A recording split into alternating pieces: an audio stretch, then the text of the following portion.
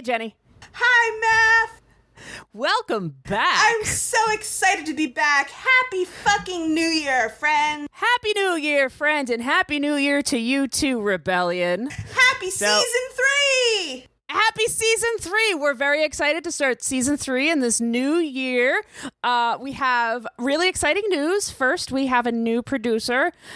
So we're going to be getting new episodes. We are so grateful to all of you for being so patient. Thank you so much for everybody that emailed, sent carrier pigeons, sent telepathic messages. We really appreciate it. Thank you so much, community. We love the support. Thank you. Yes, we appreciate all your ongoing support through this process. We hated being away from you for so long. We've been thinking of you constantly, yearning for you, our beloveds, and now here we are back again, ready to rock. Yeah. So you're going to be getting much more of us in your ear holes very soon, and we're really excited to start the 3rd season. Yes. So very few notes before we jump into the episode, but we had a couple things. Number 1, we have some new fun action over on our Patreon. Jenny! You say we have fun action on our Patreon. What, pray tell, is this fun action? So while we've been sitting around biding our time, waiting for a new producer, I started a new fun bonus activity on the Patreon called Story Hour with Princess Jenny. What? That sounds so cool. Reading classic queer novels to our patrons twice a week, starting with Ruby Fruit Jungle. Oh, that is a classic queer novel. One of the most iconic queer novels of the 20th century. I mean, there are plenty of iconic queer novels, but this is a very iconic queer novel of the 20th century. We take our responsibility as queer elders very seriously, and you know, y'all need to know your history, and this is a good place to start. And I have a whole list of fantastic queer novels that we are going to read together. And this is for all patrons at all levels. Yeah, so if you wanna delve into queer literary history with Princess Jenny's Story Hour, please shoot us some cash at our Patreon. I love this. I'm so excited. And of course, we're still doing live watches with all of our $5 and up patrons, and live chats with all of our $10 and up patrons. And just hanging out on the Discord, which is pretty rad. Yes, and all of our patrons are on the Discord. We love chatting there. One of the chats we were just having recently was about separating the art from the artist and whether you can. That one was around Joss Whedon, because as we all know now, Joss Whedon is a trash human. He's a trash human. But Meph and I still love Buffy. We love Buffy. We really do. So we have all of these great conversations and fun jokes and just like really cool people. We talk about our lives. We give each other fanfic recommendations. It's super fun. So if you want to join us over at our Discord, listen to new Princess Jenny recordings of queer historic novels, but not historic queer novels. Maybe. I don't know. Maybe we don't know. Sign up and see. Sign up and see. You can find our Patreon at HeyAdoraCast. That is patreon.com/HeyAdoraCast. And you can find us everywhere at HeyAdora.gay. Jenny, are you ready to delve into the price of power? Oh, yes, Meph. I am so ready. I was born ready. Let's get to this shit. Let's get to this. Woo! Woohoo! Hey folks, and welcome to Hey Adora, your queer She-Ra podcast. I'm Force Captain Meph, they, them. And I am Princess Jenny, she, her. And today we are recording live together for the first time in my basement. We're in the same room. We're making meaningful eye contact with each other. Yes, we are. We're on the same side of the country. I know. This is great. We don't have to coordinate things. We're in the same time zone. We're in the same time zone, and we're here to talk about the same episode. Yay! Today's episode is The Price of Power. Season 3, Episode 1. Season 3, Episode 1 is the first episode of Season 3. It was written by Shane Lynch, directed by Steve Cooper, storyboard by Mandy Clotworthy, Gus Corrales, Oliver Malrick, and Charlemagne Coe. Nice. Jenny. It's been quite a while. But summer was very busy for both of us. We both had epic summers, and we're really excited to get back here and be in your ear holes and gay scream. Yes, we are. just hopefully not like to blow out your ears. Yes. We believe in ear health. We believe in ear health and ear holes. And ear holes. Yes. You want to get started in Adora's bedroom? Let's get started. When last we left Adora's bedroom, Shadow Weaver was standing menacingly over her while she slept. What? What's gonna happen? What's gonna happen? All I know is that Adora sleeps in boxer shorts and one of those like skinny, like cami 90s spaghetti strap tank tops. Super 90s. Which I love because for me, that totally represents like my little gender niche of like boy shorts on the bottom, girly spaghetti strap tank top on top. Aww. That 100% reflects my heart. Yeah. I love it. That does kind of wrap your gender up really nicely. Yeah, I love that. Because I'm often wearing like Tomboy X bottoms and a Victoria's Secret bra. So Tomboy X, if you're listening, we love your stuff and we will sell it for you. Although I have heard, I don't know if this is true, so I'm not saying it's true, but I have heard from a lot of people that they misgender their models. Huh. So if that's true, that's bad. That is. So that's TBD. If you know anything about it, give us the deets. Okay. Moving on. Back to Adora in her sleepwear of choice. Back to Adora in her sleepwear of choice. Shadow Weaver has been standing over her all summer break. Waiting for something ominous to happen. That's a really long time. Yes. So what's going to happen, Meph? Well, she, poor hypervigilant Adora just like jumps out of bed with her sword next to her. Right. I thought she had a pillow dagger, but I guess she's like sleeping with both nowadays. Yeah, I mean, the sword is probably right next to the bed. It's probably not under the pillow, but it's ready for her to grab at a moment's notice, probably at all times. In case she has to She-Ra up. Yeah, you never know when that shit's going to go down. You never know. You never know. So we have Shadow Weaver coming in, croaking Adora's name, Adora. Oh, and then good. Collapses. Yeah, so it was a fake out. She wasn't really being menacing. She was creeping in with her last ounce of strength before collapsing dramatically, because we all know that Shadow Weaver is the most dramatic bitch in town. Wonderfully extra. We love the extraness of Shadow Weaver, not so much Shadow Weaver. Yeah, we love the extraness. And then we get some credits. Credits. We're going to win in the end. Do they win in the end? Probably. We don't know. TBD. Most likely, it's that kind of show.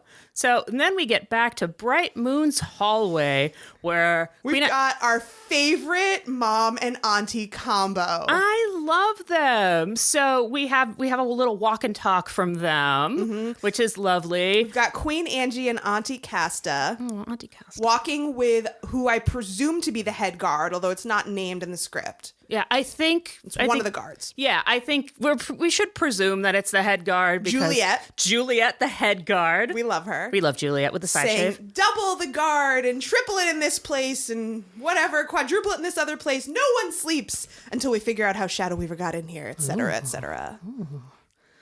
Until Casta asks, "Why are we stopping here?" Well, it's the prison. This is the prison? Well, I mean, it's the spare room, but it'll work, right? They took out the pillows. Most of the pillows.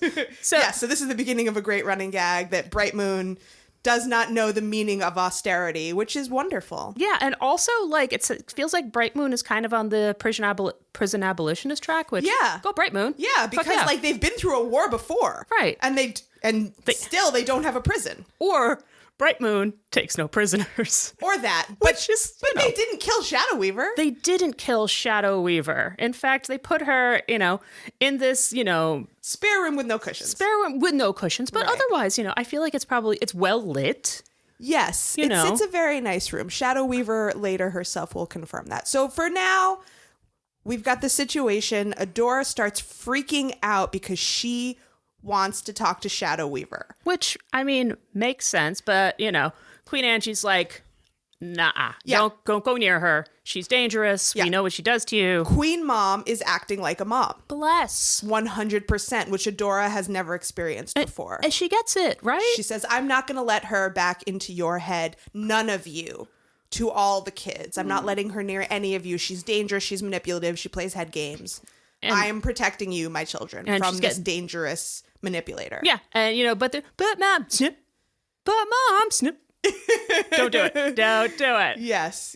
So, and then commences a hilarious series of poorly planned hijinks wherein Adora tries to get into the prison And Bo and Glimmer have to stop her. I love these. It's like, oh, hey, look over there.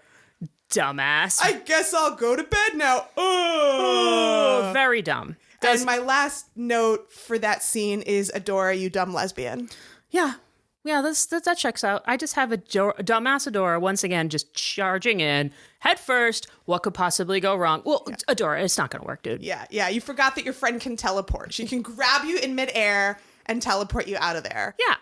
Making a run for it is just not going to work out. Not going to work out. Yeah. So we cut to our Bright Moon prison room, well-lit prison room. We've got a great, creepy POV opening shot of Shadow Weaver's eyeball opening onto this scene. We've got this cool, creepy magic prison that doesn't look like a prison, but it does look magical. It does look magical. We've got a force field and sigil surrounding her. Yep. And, okay, so this is Shadow Weaver's first meeting with Angie. But, they have little Micah in common. And, of course, Shadow Weaver, who knows how to turn the knife, keeps bringing him up. Like, Casta's there, too. And is like, oh, yeah, you're not as talented as Micah. Oh, you're the one that got him killed, Yeah, even though she's dying, Shadow Weaver's like, I gotta be me. That gotta be me. Turning the knife, just going in there. Yeah, it's wild. Yeah, and also visually, they're doing this thing to represent her dyingness, that the dark magic is like dripping off of her, basically. I love that. It kind of reminds me of like Princess Mononoke a little bit when like the boar god and everyone is like cursed, but those are more like worms kind of crawling in and out, and when they kill, they kind of like crawl out, but it's that like liquid feeling shadow kind of just like dripping and moving off of her. Like it's very gross, but very cool. Yeah, it's very effective. And I'm going to bring it up again later in contrast to something else. So I just wanted to make a note of it now because it's heavy-handed in this scene. Yes, it is. Yes, it is. And Shadow Weaver again brings up, this is a prison. And Angela says, why does everyone keep... Of course this is a prison! Oh, you must be Glimmer's mother. I can tell from the way your voice grows shrill when you scream. Yeah, turning the knife. And then Castaspella jumps in. You're going to pay for the crimes you committed against when you were my brother's teacher. Yeah. Oh, yes, sweet, talented Micah. Too bad it doesn't run in the family. She's having as much fun as she can have with what she thinks are probably her dying breaths. Oh, yeah, she's definitely having a blast being, like, a terrible person. Yeah, to the very end, as far as she knows. It's kind of wonderful. It is, and she has all the leverage that she can have. Like, I'm only going to talk to Adora. Yep. And that's where we leave her. And that's where we leave the three her. of them for now, all delighting in pissing each other off as much as possible. I do love it. 3 little hens in a clutch. Yeah, I do love it when the adults fight. Yeah. Yeah, it's really lovely. Yeah, it is fun because it's so petty. It's so petty. And then we skip on over to the Fright Zone. Yeah. And where things are a lot less petty. A lot less petty. A lot more just kind of straightforward, crime Reckoning and punishment. Stuff. Yeah. Very crime and punishment. So Catra... because of the establishing shot where we have all the hash marks on the wall, Catra's in Shadow Weaver's old cell, right? That's what I thought too. Okay, that's what I thought too. Like visually, it would make because she hasn't been there that long, and there's a lot of hatch marks. Yeah, exactly. So okay. So and it looks. I mean, probably they all look the same, but it looks the same as the cell that Shadow Weaver was in. She's being held by the same green glowy arm restraints. Yeah, maybe that's just like the. And the way she looks when she wakes up, it seems like she's just taking in where she is for the first time. Yeah. She seems very horrified and upset. Yeah. For a moment before we hear the dulcet tones of someone we love. Aw, Scorpia. Scorpia. We love calling you. out for Catra. Calling out for Catra. Catra, I found you. Oh. And, at first, Catra's just shocked. She's like, how did you get in here? And Scorpia's able to give us a moment of levity. It was quite a heist. Quite the heist. And we see one moment of this very intricate heist where she Yep. yeets a guard. Yep. This is a really yeetable, prison. There's there's this giant chasm. Yeah, it's the many opportunities for yeetage. Especially if you're Scorpia. I mean, Scorpia, like, we are all bugs to the giant bug. Yeah. And, Scorpia relays that information. Then she's like, come on, I'm busting you out. We don't have a lot of time before ... Dun, dun, dun. Hordak has called an assembly to witness your punishment. I mean, Scorpia doesn't say it like that, but... Yeah, but I mean, she does say those words. Yeah, exactly. Yeah. And then she tries to downplay it. I'm sure it's probably nothing. Nah, it's fine. It's not. But whatever it is, I won't let it happen. Yeah, and then... Gosh, these buttons are just so tiny. We need to make things accessible for Scorpia, damn it. Yeah. I mean, of course, the Horde does not give a shit about Scorpia. They really don't. And they are never going to. Yeah, they don't give a shit about accessibility in the Horde. No. And so Catra, while Scorpia is trying to provide some levity to this moment and trying to keep things upbeat, as she always does, Catra is just done. Yeah. Stop it. I never had a chance. I did everything right. I thought I could prove myself, but it doesn't matter what I do. I don't get to win. And of course not. If you stay with the freaking Horde. Sure, but of course not. That's where she needs to win, though. But that is never going to happen. And she needs to figure that out through lived experience. Well, she'll figure it out eventually. Yeah. Yeah, it's rough. But no one can just tell her that. Sure. Right now she's having a real rough moment. Shadow Weaver was right. It's horrible for her to have to say those words. I mean, I don't want to say that. I don't either. Yeah. I don't want Shadow Weaver to ever be right about anything, but she is right about some things. She's right about, which is the worst. I know. I love it when evil is right about things in the way that, like, I love a good villain. Right. A compelling villain is often right observationally about the way of things. Exactly. But then the conclusions they come to about what should be done about it. That's what makes them a villain. Is what makes them a villain. Exactly. Yes. It's all about choices, kids. That's right. So Scorpia says she's not right. Don't give up yet. I can save you. And then we have this great moment between them. Catra says, you really care, don't you? And do you want to say what Scorpia says? Yes. Of course. Of course I care. You're Catra. You're our leader. You're my friend. You're everything to me. And I would like to nominate this as the one and only obvious gayest moment for this episode. I would agree. I have that as well. Yes. Okay, great. And so then there's that one. Yes. Dust that off. Yes, there's not a lot of gay shit in this episode. This is a very really. expositional episode. It really is. And so there's this big pregnant pause, if you will, in this moment where you think that maybe Catra might actually be ready to accept Scorpia's affection, support, friendship, that this might be a breakthrough moment for them. For like a moment. And you can see it kind of pass over like Catra's face that it's almost like she does want that. And she believes it. She knows that Scorpia is telling the truth. Right. But she can't. But she can't accept it. Yeah. But no. Yeah. Instead, Catra gives us some slightly unhinged laughter. And she says, caring about people is what got me into this mess. And she says in this really defeated, hopeless voice, like it's not a cruel voice. It's this hopeless voice. Yes. Get out of here or they'll take you down with me. Aww. And Scorpia's like, what? And then Catra's like, Catra Are you stupid? I said leave. Guards. She's forcing Scorpia to leave. She's forcing the issue. There is some level of Catra obviously cares about Scorpia in the sense... I'm doing this for your own good. Exactly. And that's how Catra can show that. Right. And then they share this look, this sad, angry look of acceptance of the situation for the moment. And then Scorpia leaves. And then we go to Glimmer's room. And then Catra just has this moment by herself where she backs up into the corner, into the shadow in the corner of her cell, like the saddest kitty on Etheria, who has just accepted her fate in the darkness. Very high drama. Lesbian drama is just off the charts.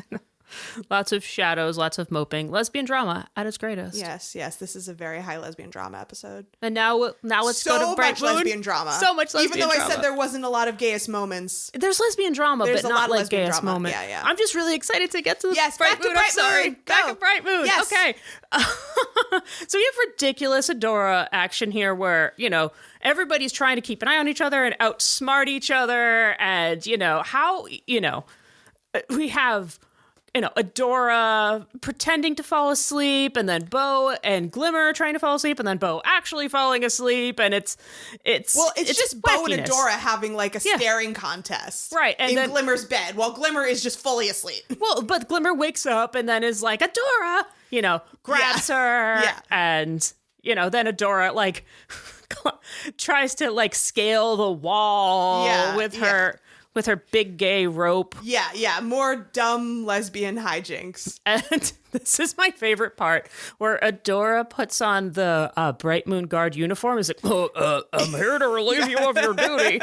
And, I feel like this is the Etherean version of Three Kids in a Trench Coat. Yes. Yeah. And yes, I am Guy Real Man, Yes. So that's absolutely right. So after we go through some wacky hijinks, we have a little bit of a heartfelt conversation here. Yes. And it's kind of a key one in terms of the character arcs throughout the show and what we consider like core value statement. Yeah, absolutely. In terms of, can people change? Mm-hmm. Can we go through the dialogue real quick here? Absolutely. Do we want to start the look, I told you I need to talk to her? Sure. Yeah. Okay. So we have Adora saying, look, I told you I just need to talk to her. And Glimmer says, Adora, Shadow Weaver will try to hurt you again. You don't know that. Yes, I do. She's from the Horde. She's evil. Evil people don't change. And then Adora said, well, I'm from the Horde and I changed. Right. And that was, the point that I thought was important to get to. And we don't have to go through any more after that. Yeah, no, I agree. So those are the lines. Yep. She's evil. Evil people don't change. I'm from the Horde. I changed. Yep.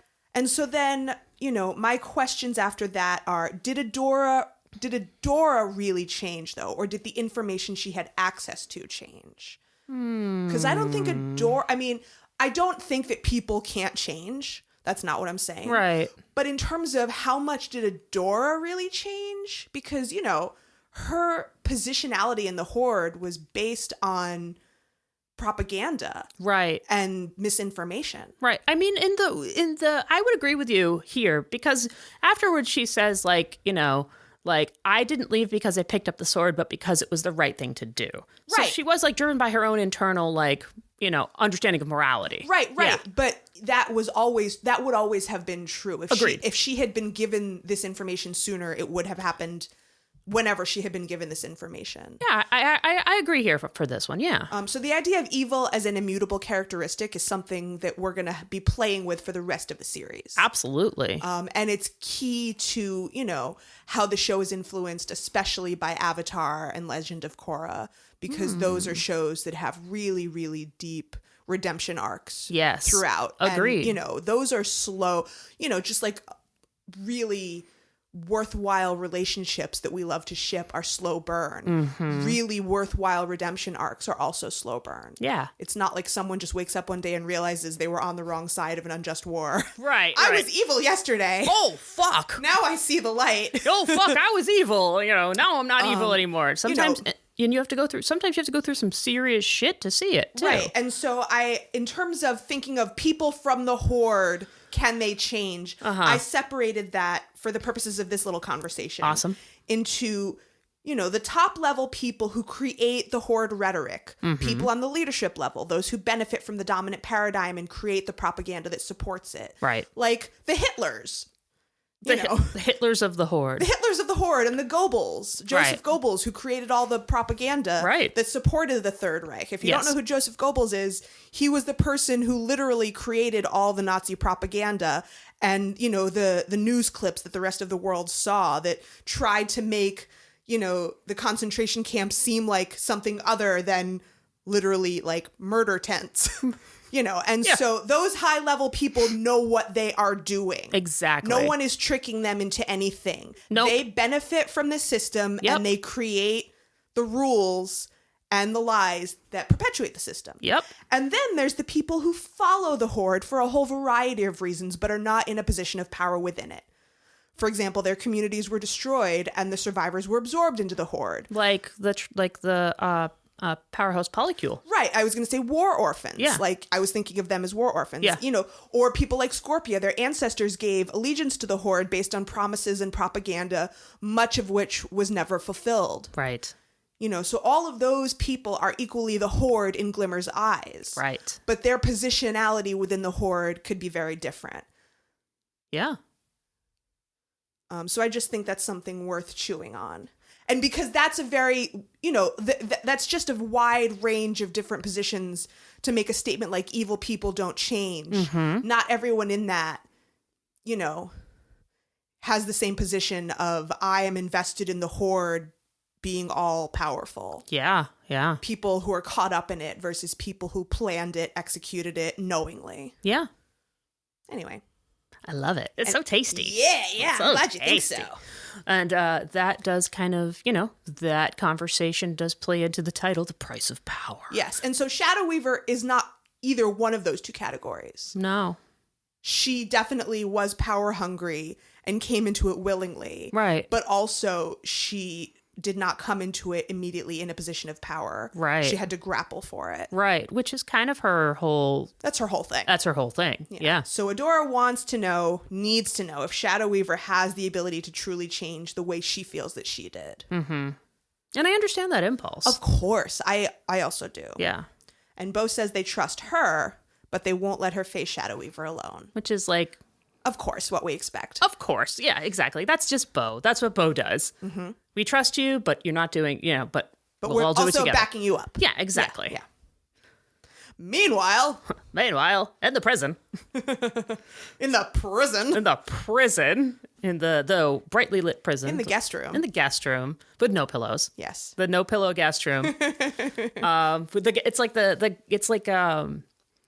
like when you're staying in somebody's guest room and they use like the third tier mattress that, you know, they're like, yeah, you know, we got this at IKEA. It was kind of cheap. Nothing you know? at all like your guest room. No. Which has a delicious, wonderful mattress that I have slept like a queen in. I mean, we believe in good mattresses. Yes, you do. You believe in good everything. Yeah. You know, well, we're high quality. Delicious treats. Yeah.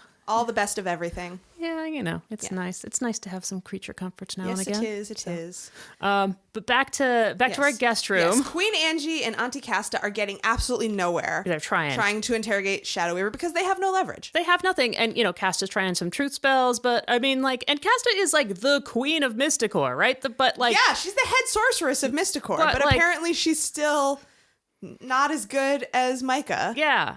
Or Shadow Weaver. I mean, we already know that Shadow Weaver is probably one of the, you know, the best magic users, you know, Etherean magic users on the planet, certainly. I mean, she's the only person that's not a princess that has been able to harness the power of a runestone. Yes, that's true. So, you know, like, even if you are like really, really good, you're still going up against like a master. Yeah. And I also think it's possible that Casta is sloppy right now because she is so overwhelmed with emotion. She's probably really triggered by her brother's abuser being right here in front of her. Yeah, I absolutely agree. And, you know, she's doing the same kind of manipulative shit right here, right? She's still going in and turning the knife, right? Yeah. So. Exactly. And, you know, Shadow Weaver at least is being consistent right now. She just wants to talk to Adora. Yeah. She's not changing her story. Yep. And they just want to know why the Horde sent her. Right. And she was like, you think the Horde sent me? Yeah. And it's like, I escaped from the Horde. Yeah. And, you know, they correctly deduced that she's dying. Yeah. And so while they're all bickering over this, in the hall. Oh, no, they're bickering in the hall over what to do with her. Mm-hmm. And Bo takes this opportunity to distract them with card tricks. Okay, I love the idea that Bo is trying to do sleight of hand magic tricks to two powerful, like, magic users. It's like, hey, you guys want to see a magic trick? Whoa. And they're like, what? What do you... Okay, Bo. I love that. Okay, buddy. That's a great little, like, tiny comedic beat. It's true. Like, there are some really great comedic beats in this, like, really heavy episode. Oh, yeah. But, yeah, I love that one. Agreed. I thought that was hilarious. Agreed. And then so Adora sneaks in to talk to Shadow Weaver. But first, a few words from our stabby friend. Yay! This is great. This is great. So Glimmer's like, listen up, bucko. One of those like types of speeches. Just give me a reason. Give me a reason. I'm your stabby friend. And Adora's like, all right, chill. I got this. Yep. I need this. And then Glimmer, before she walks away, does the great thing when she takes the two fingers, she points to her eyes. Yeah. She points to Shadow Weaver's eyes. Yep. That silent, like, I've got my eyes on you, I got my buddy. eyes on you. Yeah. You know, you mess with the bull, you get the horns. Yes. It's a great little silent intimidation thing from your friend. Your friend who's like Chihuahua sized, threatening like a giant Great Dane. Just no fear, no hesitation. Yeah, I love that. Like, I will fuck you up. I will fuck you up. And then finally, Adora and Shadow Weaver have time to talk to each other. All I have for this conversation is, oh no, Adora, because Shadow Weaver is trying all of the tricks she's known. Yes. I have missed you, my child.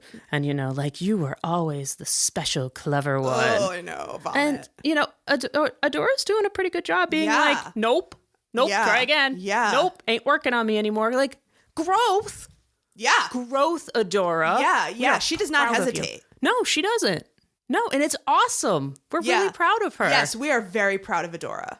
She's not having it. She is not having it. And she's just holding strong, like, no, try again. Why are you here? Why are you here? The same way that Shadow Weaver just was. Mm-hmm. Like, I need to see Adora. And Adora's got the, you know, she's the resolute, you know? Why are you here? Why are you here? And we hear it, you know? Shadow Weaver says that I'm dying. Mm-hmm. It took all of my magical power to come here. And I also have another, you know, kind of imagery of the shadows that she has woven around her are slowly dissipating. Oh, yeah. Yeah, she can no longer weave the shadows around her. They are leaving her. Yeah. So, the shadows that she has woven are now unweaving. They are now unweaving. Yeah, totally. She spins no light. She weaves no shadow. She is just a woman. So Adora transforms into She-Ra and says that she's going to heal Shadow Weaver now in exchange for Shadow Weaver telling them the truth about why she's here. And she's... and Glimmer's like, you don't know how to do this yet. You've never figured this out. And Adora confidently says that she will figure it out because she has to. Right. Because otherwise Shadow Weaver's going to die. And then we have Shadow Weaver bringing up the, I can teach you. Yeah, since she is a teacher of children. A teacher of children. This is something that she can do with her wonderful resume of teaching. Yeah, exactly. Teacher of children. Yes. / corrupter of youth. Yes. The great corrupter. And I actually think that this is really interesting, that there's a character who has been depicted as one who corrupts and causes damage, is the one that teaches Adora how to heal.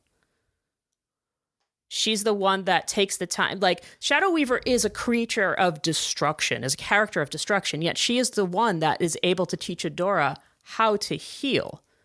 Even if it's for, you know, her own completely self-centered, self-preservation reasons. And I find that very kind of like really tasty. That is one way to look at it. That is certainly, she's a destroyer, but she's also just power hungry. Right. And so this is like the one time that instead of taking the power for herself, she just genuinely does what she says she's going to do and teaches Adora how to take the power that Adora is meant to have and use it correctly. Yeah, totally. Yeah. Either way, it's a nice little, there's a really great reversal happening. Yeah, because like this scene, like all the tension in this scene is Shadow Weaver telling the truth? Yeah. That she's actually, like, is this going to play out the way it did in Light Spinner? Right. Or is she telling the truth? Is she telling the truth? Yeah. Because Shadow Weaver says, I can help. I was once a teacher of magic and mysticor. I trained your father, princess. I can help you control your magic, Adora. But first, you must trust me. Like, oh my God. Right. What reason has she ever given them to trust her? Right. But then, you know, She-Ra says, fine, but in return, you trust me. Trust that I'm not stupid. Trust that I'll see right through your mind games. Stop lying for once and trust me with the truth. I love that. It's a really good exchange. I think it's a fantastic exchange. And, you know, we hold the tension there, and then we go right to Hordak's lab. Yep. His little sanctum lab. His sanctum sanctorium. His emo man-boy cave. His emo man-boy cave, where he just tinkers. And, we have Entrapta. Yeah. So first we have a tiny moment where he's tinkering with something and like he reaches for a tool and then he like grabs his arm in pain. So we see that something is wrong with him. Yes. For like a tiny second before Entrapta busts in. Yep. With all of her wonderful energy. She brings a wonderful energy to this emo man cave. Oh, yes. And just gives us a little bit of exposition that she's been able to integrate the first one tech from the Northern Reach to the portal. And she got some sort of signal, like some sort of first one message. She can't make out some of it, but one of them says portal. And there's something missing in order to get it to work. It could be the missing something we're looking for. And then, she's like, well, where's Catra? Catra should get this for us. Yeah, and then in between that last bit and the part where she says, where's Catra? I wrote a big all caps note. I wrote, that's a note, kids. This season's buzzword is portal. It could be the missing something we're looking for. Portal, you say? All this other stuff is nonsense, but there's one word that's really clear. And it's portal. And it could be the missing something we're looking for. Huh. I wonder if it's the missing something we're looking for. And where's Catra? She can figure it out for us. Sure, but, Yeah. Hordak's like, no. She is no longer a concern of yours. She has been sent to Beast Island. And Catra, of course. Catra. I did not mean Catra. I meant Entrapta. Entrapta, yeah. Being the voice of reason, motivated only by facts and not by emo drama. Right. No gay drama, no emo man-boy drama. No. Just facts. Just facts. Entrapta says, I'm confused. As you can see, the overall productivity of the Horde has increased by 400% since Catra has been your second in command. And look at this chart! Because data never lies, bruh. Data never lies. So Entrapta is not even engaging with any of his baby tantrums. No. She's like, Catra is useful. Yeah. She says the evidence shows that First One's tech has gotten us closer than ever to creating a working portal. Catra has been incredibly successful at getting new tech for us. Yeah, bruh, she has. Yeah, for real. And this latest signal is coming from here. The Crimson Waste. The Crimson Waste? Yes, we don't have a moment to spare. We need Catra. Whoa. And, Hordak's not having it. No, he's not. He's all grumpy about it. Yeah. He's like, this discussion is over. Blah, blah, blah. And Entrapta sighs and swoops away on her prehensile hair. Oh. But then... For the moment, I wonder what happens with that conversation. Yes, Entrapta knows how to pick her moments with Hordak. She's getting to know him. Yeah. Yeah, and then we swoop back to Bright Moon. And we have our beginning of our little lesson. Yeah, so we have some major world building happening in this conversation. Absolutely. Yeah, and I have an up and coming smart brain moment. Awesome. So I have some world building questions happening here. Do you want to start? Yeah, so we have Shadow Weaver talking about, you are a princess and you have a runestone. And we learned this earlier that She-Ra's runestone is in the sword. Yes. And that the first ones created it, right? Correct. We already learned that. Yep, so we already learned that. And you can channel the, eternal elemental magic of Etheria through your sword. And through the runestone in the sword, through the runestone, yes, through the runestone in the sword. And, concentrate and focus your power, let it flow through you. And... we have some, a little tiny bit of levity here again. It's like, what do I do? Do I just point it? Because she's always trying to point her sword at shit to get it to work, because it's Adora. Yeah, of course. So I had some world building questions. Cool. As soon as Shadow Weaver starts to tell Adora about the sword, she says, you have the runestone, it's here within your sword. With it, you channel the elemental magic of Etheria. So these are questions we can never know the answers to. So where did the first ones get the runestone that they used to make the She-Ra sword? Was there always a She-Ra that predated the first one's colonization of Etheria? And was this her runestone that they stole to turn into the sword and make it a portable runestone that would serve their purposes better? Or did they somehow create the entire concept of She-Ra to insert themselves into the princess configuration of Etheria altogether? Or maybe something else? Yeah. So who knows? Who knows? Any way you slice it, the sword is a symbol of colonization. Absolutely. Yes. It's also a symbol of other things. Right. because, you know, the Etherians themselves recognize this sword and they celebrate it and they celebrate She-Ra. Yes. So it's more complicated than just a one-sided oppressor situation with, you know, the indigenous people being like, fuck off. Right. You're not one of us. Like, Right, exactly. It's complicated. Everything is, it's complicated. You know, colonization is complicated. Yes. But this is even more complicated because, you know, the Etherians aren't engaging with She-Ra as if She-Ra is a colonizer. No. They view her as one of their own. Correct. And we don't know to what extent did She-Ra predate the first ones or not. We Absolutely. don't know. We don't know this. So those were the questions that I had that, you know, just to chew on because we don't know the answers. I love those questions.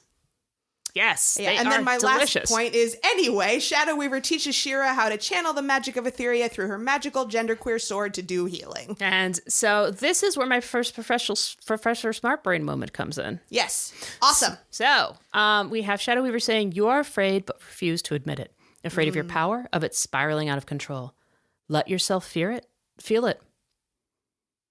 Let yourself feel it, then move past it. You are greater than your fear." And my Professor Smart Brain moment, number 1, is about the epic 1965 science fiction novel written by Frank Herbert. It is about Dune. I don't know anything about Dune. Tell me all about it. Well, I'm going to tell you all about it, because a lot of the stuff that you were just talking about the Etherians accepting She-Ra as kind of this like mystical force also kind of happened in Dune. So let's give you guys a really high level about what Dune, and I'm talking specifically kind of about the first book, not the entire series, and I'm talking about the book. Right. Not the subsequent films. So Dune is set in a distant future amidst a feudal interstellar society in which various noble houses control planetary fiefdoms. It tells the story of young Paul Atreides, whose family accepts the stewardship of the planet Arrakis.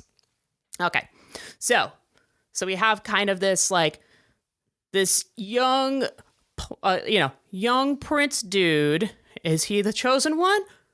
We learn that he is. So while the planet is inhospitable, which is Arrakis, by the way, the desert planet, and sparsely populated wasteland, it is also the source of melange or spice, which is a drug that extends life and enhances mental abilities. It is also absolutely necessary for people to travel through space. So spice is the like commodity that is needed by these, like everyone in this world. Wild. But it can only be produced in, you guessed it, the desert planet Arrakis. Can we see where this is going? Yes, we can. So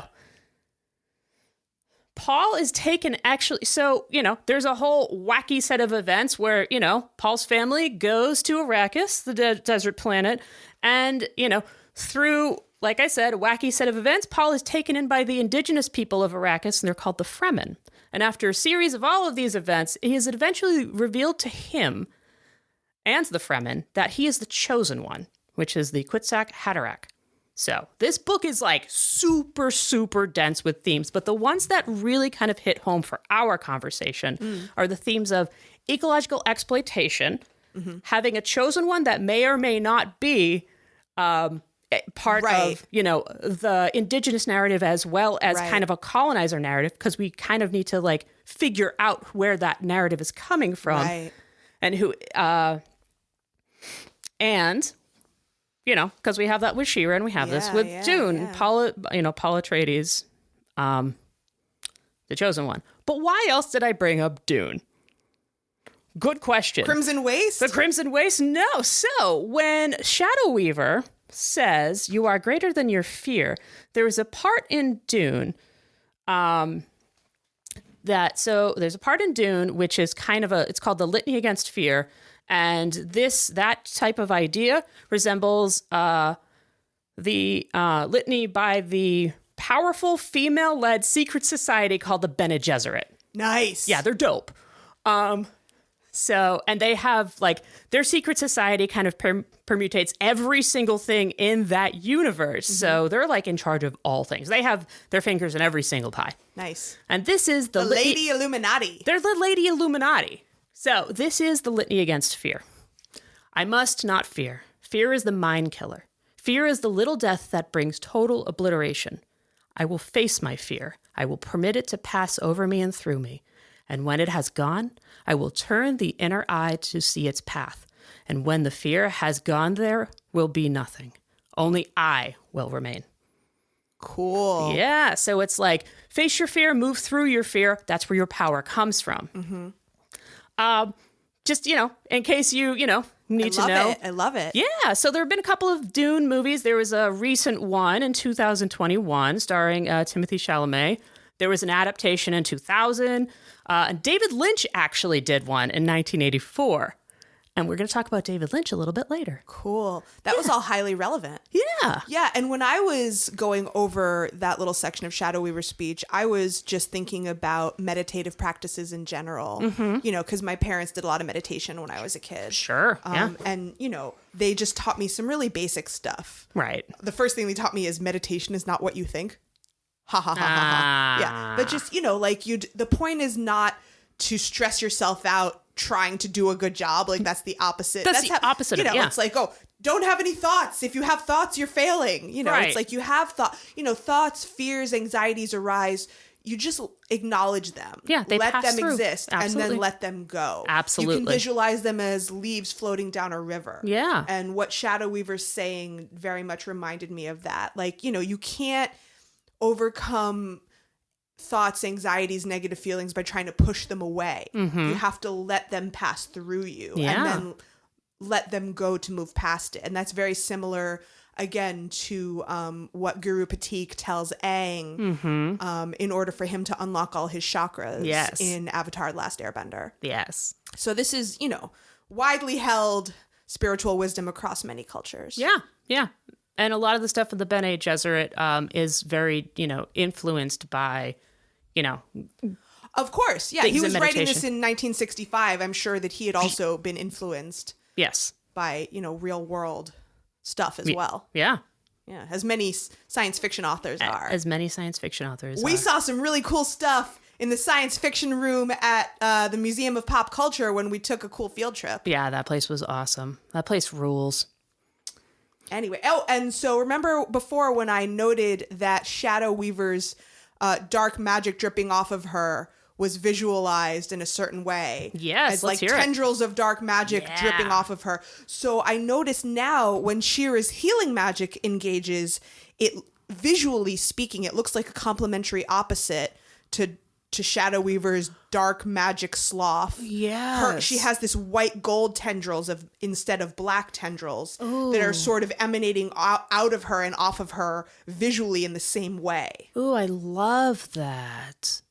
So I feel like that was probably intentional. I love that. Yeah. Yeah. Like healing and dying. Yeah. Ooh, that's tasty. Yeah, thank Jenny, you. you got some tasty stuff. Thank you.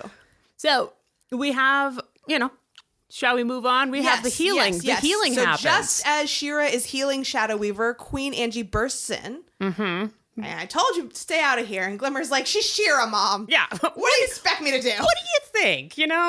She's, 8-foot tall superhero, goddess human. Like, yeah. Like she's our goddess warrior. Yeah. Like, what, I'm just going to I'm just going to hold Athena back. Like, no, like, it doesn't work like that. Not going to happen. Yeah. But, now the deed is done. Yep. Adora immediately detransforms and demands that Shadow Weaver keep up her end of the bargain and tell the truth about why she's here. And my next note is, again, in all caps, evil exposition in 3, 2, 1. Yeah. And this is a huge. Yes, this is pretty much setting up the rest of the series. Yeah. This is a huge, reveal. So we learned that, Shadow Weaver was cast aside by, Catra betrayed her. Which I think that's, a matter of opinion to say that Catra betrayed her. Sure. But, I mean, that's her point of view. And she's always going to say shit about Catra, right? Yeah. Hordak cast her aside. Right. And, Fine. this is her, I'm going to get them back now. Right. Okay, good. We got that. And then we learn that Hordak has been working for years to build a machine capable of opening a portal through the fabric of space. This is mind-blowing. This is changing the entire game. Yeah, we're like, wait, what? Space? Huh? Mm-hmm. That's right, because he intends to bring the rest of the Horde's armies through this portal and use them to conquer Etheria. Once and for all. And we're like, wait, what? Yep. What? No fucking way. You're saying that, first of all, outer space exists. There's more out there than just the empty void of Despondos where we are. And there's more Horde that will totally, completely kick our ass. Yeah. No way. Yes. And Shadow Weaver says, a force so large you cannot even comprehend it. You have struggled to hold off Hordak's paltry troops for years. You will stand no chance against the full might of the Horde. Right. And it you know, we're like, well, what makes now special? Yes. What makes this night different from all other nights, Meth? On this night, we can't recline because we learned that they found a princess that combines First One technology with the Horde's machines. Mm-hmm. Now they have Entrapta. And of course, Glimmer's like, fuck this shit. This is ridiculous. Yeah, this is dumb. How does this actually exist? Yeah. Portals to other worlds? What is fuck you? She's obviously lying. Yeah. She always lies. Yeah. This all sounds completely made up and ridiculous. Yeah, she's not having any of this. Yes. And Shadow Weaver's like, we on Etheria have no concept of a universe beyond our reach. And then, oh man, this is a huge reveal. Mm-hmm. The evidence stands before us. And it's Adora. What? Dun, dun, dun. Dun, dun, dun. And then we have more very important villainous exposition dump that Hordak has opened a portal years ago. Once before. He managed it for 2 seconds. And a child came through. A teeny tiny little baby savior. And that child was you, Adora. Mm-hmm. You were brought through a portal from another world. And Adora cannot handle it, which I totally understand. Yeah, that's fucking crazy. Yeah, so she runs away, but not before making the saddest little gay pout you ever saw in your life. Yep. I mean, can you blame her? No. Like this is like, you know, this can be like the equivalent of somebody who's like, oh, and by the way, you're adopted. Only it's like, yeah, times 5 million. Yeah, like the scale, like the magnitude of this is just by the way, you're adopted from another planet. Right. And it's like, what? Yeah. Yeah, that's some Superman shit. Yeah, exactly. Yeah. Exactly. And of course, just like Superman, she runs to her crystal castle, her Fortune of Solitude. Exactly. Yeah. Exactly. Lighthope approves of Adora dropping by unexpectedly for some extra training. I know, she loves this. Also, I want to just do a really quick callback to Dune because Lighthope's character design looks very similar to the Bene Gesserit designs with the short hair and kind of like the veil and everything. It's very similar to some of the Bene Gesserit designs from the first 2 Dune films. Cool. Which is another kind of like sounds little, like that was definitely an influence. Yeah, like awesome. A little bit of a nod to that, like, you know, Lighthope. So far, we have Lighthope and Shadow Weaver as part of the Etherian Lady Illuminati. So interesting. Yeah. So Adora shows up to talk to Lighthope. She is super shook. She has no fucks left to give. Yeah, I mean, I totally have sympathy for Adora. I would be the same. Yeah, totally. And Lighthope is confused because Adora has these events stored in her own memory bank. So why is she asking for clarification of events that she witnessed? She's like, what?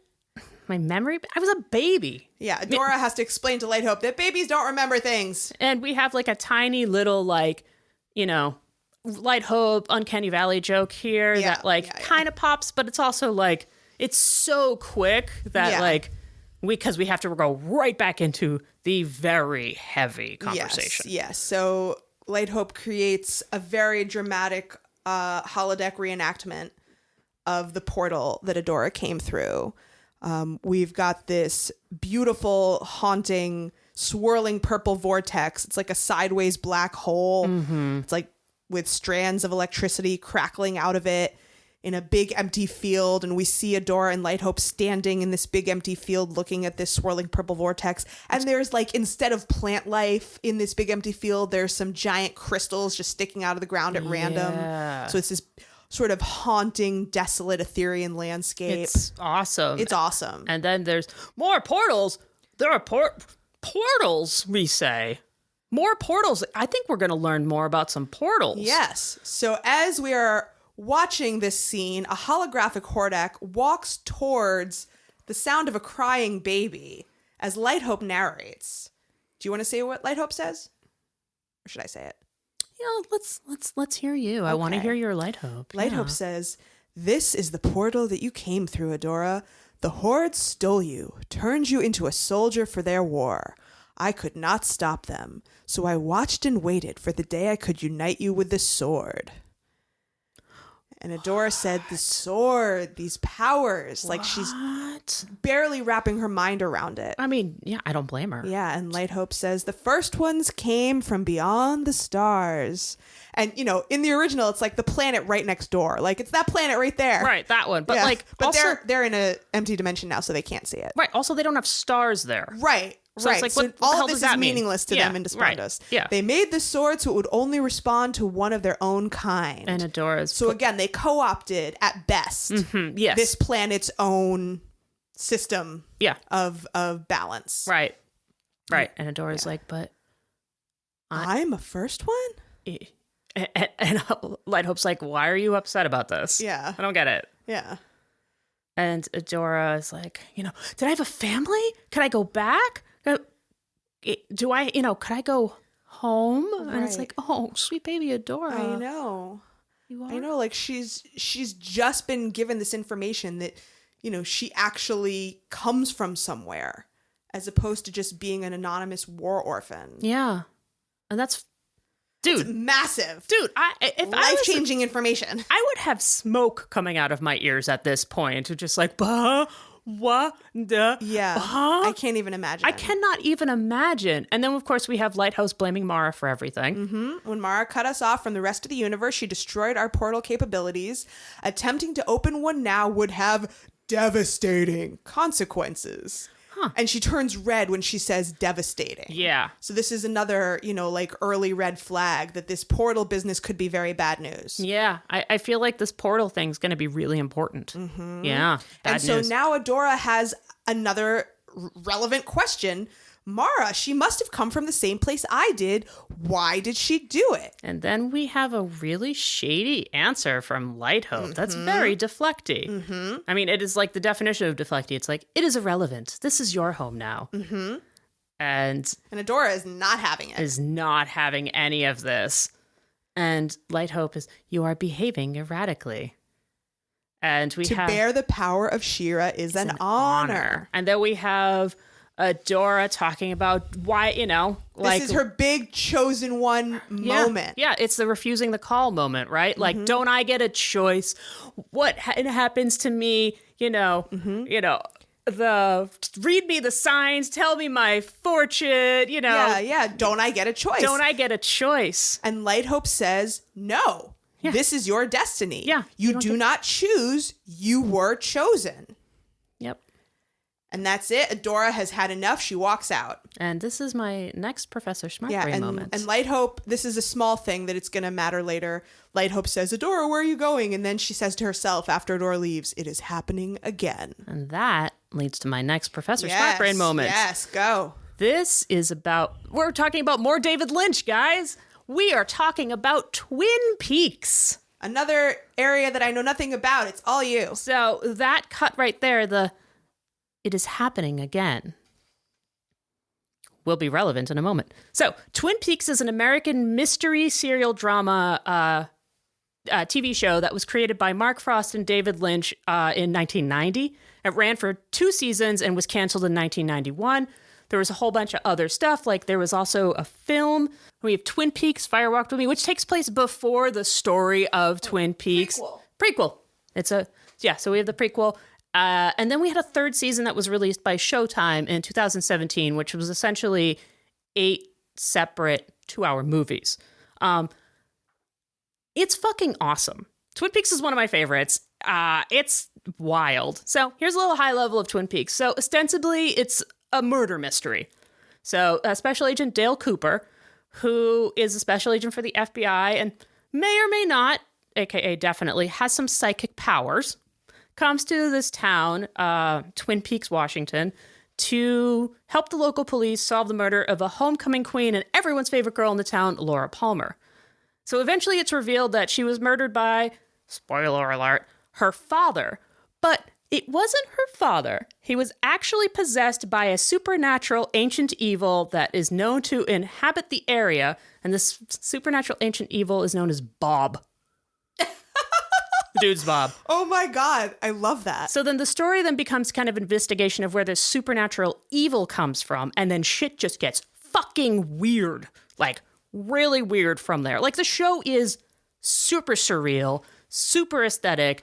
Like, it weaves all these different kinds of, like, of genres together, of, like, drama and comedy and soap opera and, you know, police procedural. Like, it's wild.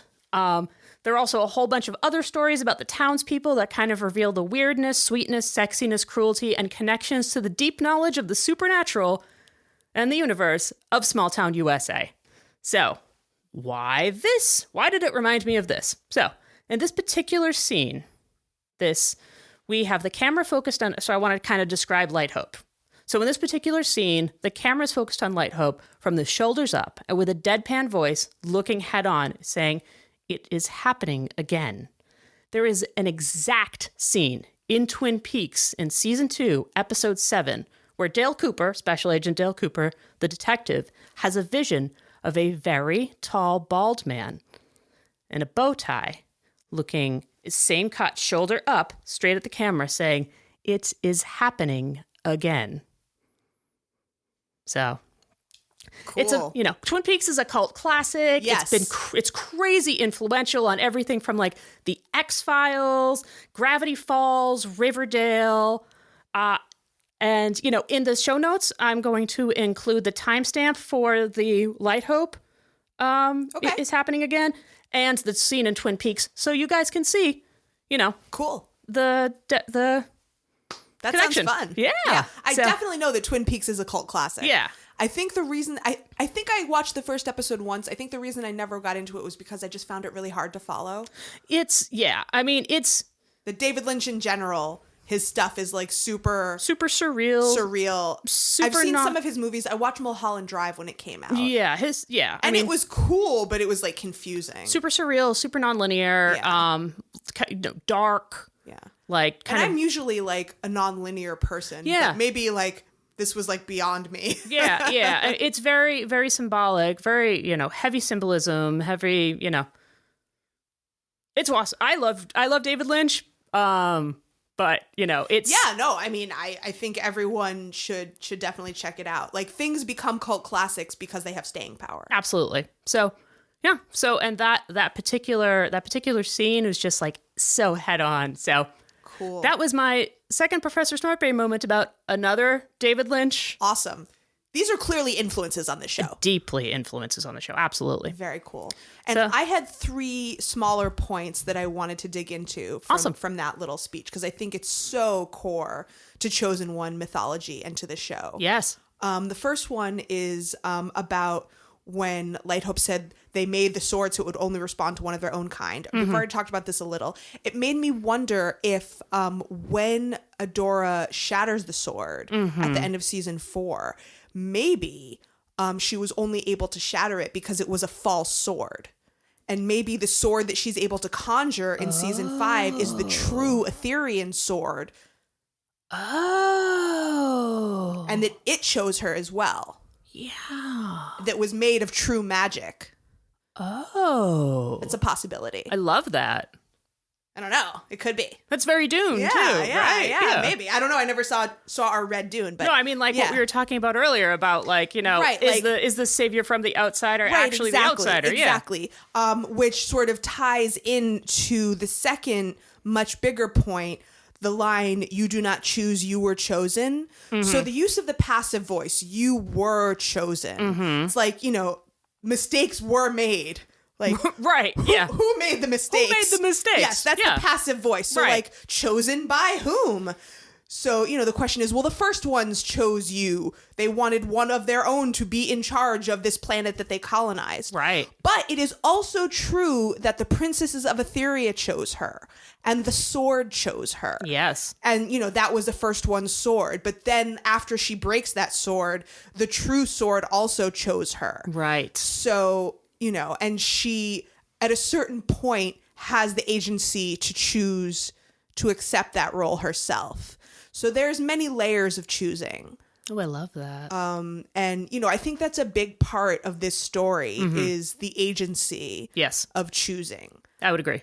Yeah. Yeah. So it's complicated and there's layers.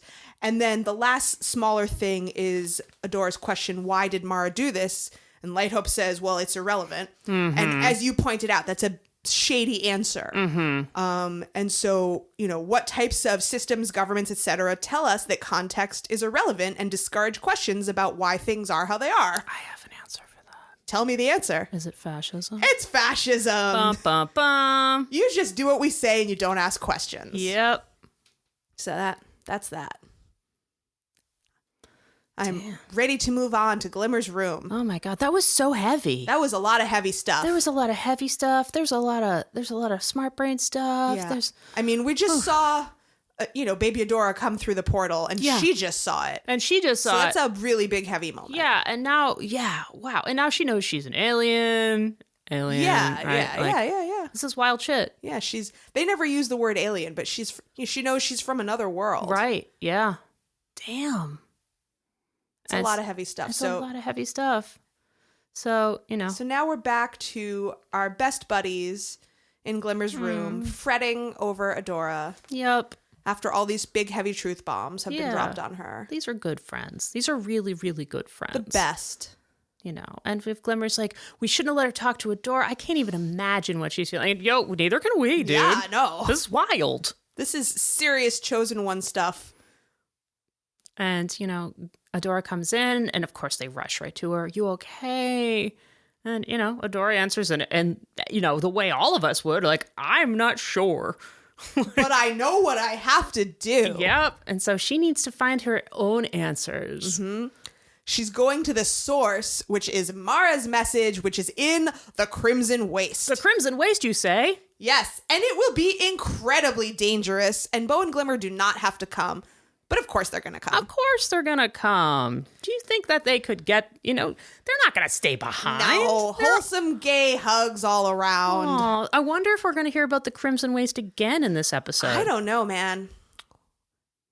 I don't know who else would want to go to such a place. Who else would want to go to such a place? Let's shimmy on over to the Fright Zone and find out. Let's go shimmy there. And we have this is another one of those mirror scenes coming up about, Adora's life versus Catra's life and how Adora's life is about support. Catra's is about punishment. And so we see Catra, coming into the throne room and, it's like being led so dramatically in handcuffs. You can't, Hordak is on high, so high that he's teeny, tiny, Yep. And, the room, the carpet on the way is lined with soldiers all standing at attention. Yep. And it's just everyone is in identical soldier outfits with identical helmets, except for like the 5 people who we know. Yeah, exactly. Who are like, no, we don't have to wear helmets. Yes, because we want to see our friends. Yeah, we want to see the powerhouse Polycule. We want to see Scorpia. And they all look super uncomfortable. Yeah. Like, everyone knows that this isn't right. Yeah. But it's fascism. But it's fascism, so we can't say anything. Right, exactly. Big shit's about to go down. And Hordak makes a big dramatic speech about what a huge, gigantic failure Catra is and how it should be a lesson to everyone else. Even though, we all know that it's all a lie. That Catra has done such a good job as Hordak's second in command. Right. And, he doesn't do shit. He just sits around. He just sits around as emo in his lab, being all emo with his his emo dippy hair. And his little imp. And so while he's in the middle of, his public humiliation, getting his jollies off, Catra just snaps. Yeah, she's got nothing to lose. No. So she's like, you're the failure. Yep. And, Catra, because Catra understands, power dynamics. Catra understands people. And Catra understands that, you need me just like you needed Shadow Weaver because you just hide in your lab. You don't actually handle the day-to-day. You have no idea how to run this place. In fact, you kind of don't do shit. Maybe that's why you can't defeat a group of teenagers. And, Scorpia's like, oh, God, dude, no. Oh, yeah. Dude. Scorpia gasps. Yeah. Yeah. I mean, everyone is like, yeah, they have never seen anything like this before. There's like a cut to like Lonnie and Kyle and Rogelio, and they both are kind of like, what the fuck? Yeah. Like, I mean, they don't know what's going to happen. Yeah, nobody knows what's going to happen because people won't do this to Hordak. No. And yeah, and his hands shake for a minute and he squeezes his fist. I'm frankly surprised that he managed to keep his temper at all. Me too. Even though he had made a plan, I'm surprised he stuck to it, but he did. He made a plan, and damn it, he stuck to it. Mm-hmm. And, and Hordak is like, save your little speech. There has been a change of plan. Yes. Enter Entrapta. I love this. Hi, Catra. I saved your life. You're welcome. I love that. And Catra's like, wait, what? Huh? And, Hordak lets us know that instead of the many punishments I intended for you, you are being sent to retrieve First One's tech for them. No, more First One's tech, because, just go get some First One's tech. The specific signal that Entrapta has also mentioned. Right. That is coming from the Crimson Waste. And what? Catra is going to the Crimson Waste too? No way. I wonder if they're going to find the same thing that the Best Friend Squad is going to find. What could possibly go wrong? What could be out there? Oh my God. I don't know. I guess we'll find out in the next episode. That's the end. That's the end. Yay. The end of the episode. End of the episode. Woo. Woo. Well, folks, if you liked what you heard and you want to understand where you really come from, you can like and follow us on Apple Podcasts, Spotify, Google Play, or wherever you get your podcast fix. You can also find us on Twitter, Instagram, TikTok, and Facebook at HeyAdoraCast, or you can email us all of your recommendations at heyadoracast@gmail.com. Hey, Jenny. Hey, Meth. Did you know we have Patreon? I love our Patreon. I love our Patreon, too. I love hanging out on our Discord. I know. It's the most fun place to talk to our patrons about cool She-Ra fan art and all of their cool projects. So awesome. So awesome. And, live watches. Yes, I love doing live watches with our patrons. Like Facebook group. Yep. Oh, you get to vote on what our live watches yep, are. We watch the old show and we watch the new show, and it's ridiculous. So awesome. So you can find the link to our Patreon and hang out with us and get so much more, as well as the link to this week's Spotify playlist, The Price of Power, in our show notes or at heyadora.gay. That's right. You can find all of our things at heyadora.gay. Everything. And remember, queer joy is radical. And queer love saves the universe. Ow! Ow, ow, ow! Power. Wahahaha.